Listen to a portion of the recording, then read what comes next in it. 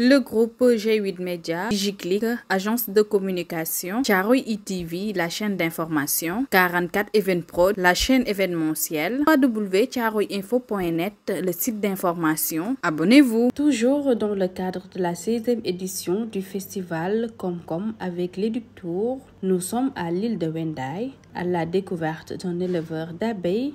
L'apiculture, un moyen de lutter contre le voyage à risque. Puisque je fais de l'apiculture, il y a une ruche dans la mangrove que j'ai mis exprès en blanc. Si vous regardez bien, vous allez la voir. Je l'ai mis juste pour donner des explications à ceux qui viennent de passage. Mais sinon, les autres sont à l'intérieur de la mangrove. On ne peut pas les voir. Au fait, l'apiculture que je fais, c'est un travail que j'ai hérité de mon papa, qui était un apiculteur traditionnel. Après ma formation, nous avons créé ce groupement d'intérêt économique, un GIE, dénommé Kasumel. Kasumel, au fait, c'est un Ndiola. De Mondiola, cela veut dire rendre sucré. Pas Kasuma qui est bonjour. Donc son miel est le magie miel. Pourquoi cette appellation?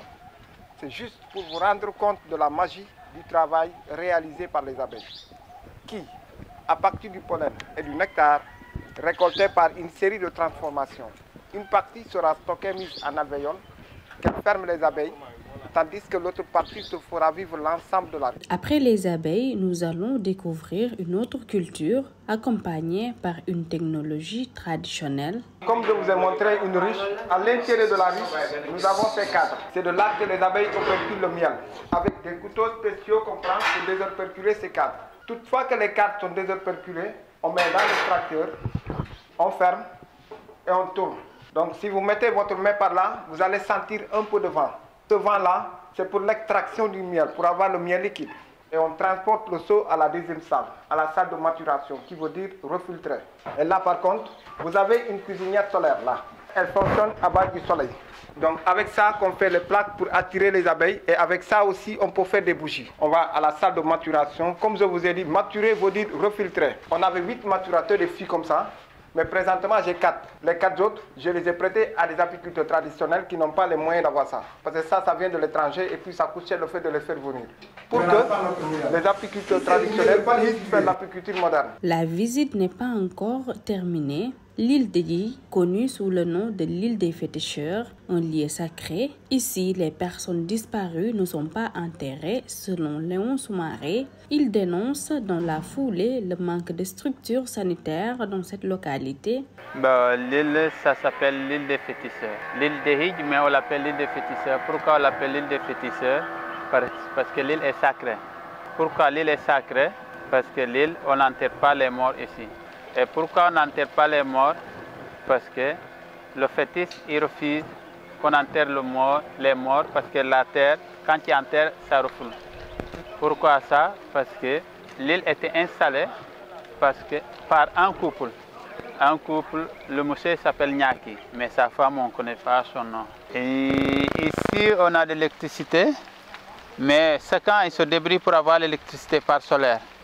On n'a pas d'électricité par rapport d'État ou la commune, non, on n'a pas ça. Et l'eau, on a l'eau pour le village, on a un château de nous parce qu'il y a un toubab qui nous a fait un château.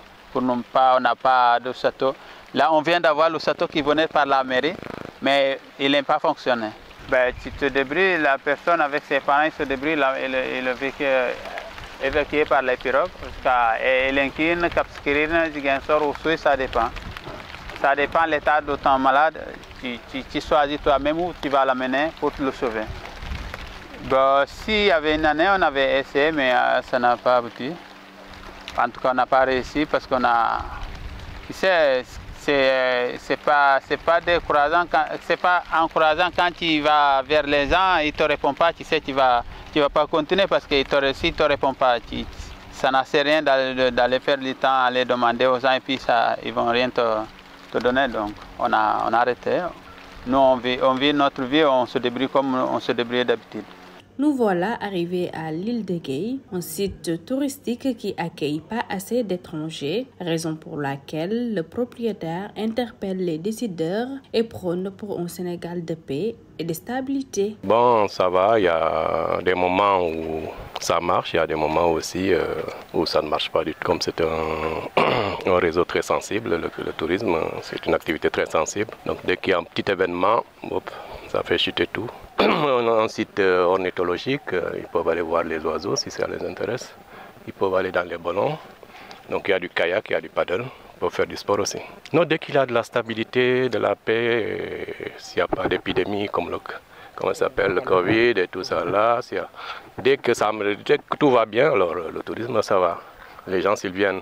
Mais la Casamance, vous savez, c'est une particularité aussi. Venir en Casamance, c'est déjà pas facile. Donc en plus, si tu ajoutes à ça d'autres difficultés, là, ça coupe tout. Le tourisme local, on en a vu pendant le Covid. Pendant le Covid, on a vu beaucoup de gens qui ne connaissaient même pas la Casamance, qui sont venus jusqu'ici et qui sont de Dakar. Et il n'y avait que ça de toute façon. Le groupe G8 Média, DigiClick, agence de communication, Thiaroye ITV, la chaîne d'information, 44 Evenprod, la chaîne événementielle, www.thiaroyeinfo.net, le site d'information. Abonnez-vous.